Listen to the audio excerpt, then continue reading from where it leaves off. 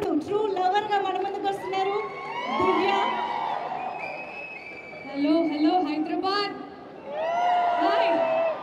నాకు నిజంగా చాలా సరియల్గా ఉంది, ఎందుకంటే బేసికలీ ఇక్కడే పైకి వచ్చి నేను సినిమాలు చేసేదాన్ని. కట్ చేస్తే కొన్ని రోజుల తర్వాత నా సినిమా ట్రైలర్ ఇక్కడ లాంచ్ అయింది. నిజంగా నాకు చాలా చాలా హ్యాపీగా ఉంది.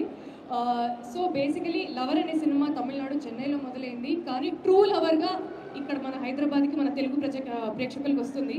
So thank you so much SKN గారు అండ్ మారుతి గారు మా సినిమాని చాలా ఓన్ చేసుకొని తెలుగు ప్రేక్షకులకు అందిస్తున్నట్టు.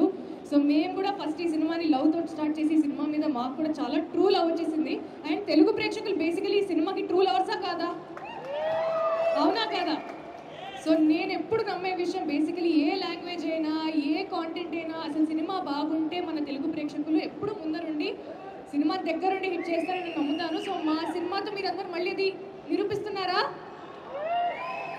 సో February 10th మా సినిమా రిలీజ్ అవుతుంది థియేటర్స్లో. ఖచ్చితంగా మీరు సినిమా చూడండి. And I want to thank my producers Yuvraj sir, Magesh Raj sir and Manikandan గారు. థ్యాంక్ యూ సో మచ్ అండి. రాకేంద్ర మౌలి గారు for the beautiful lyrics and words. Thank you so much.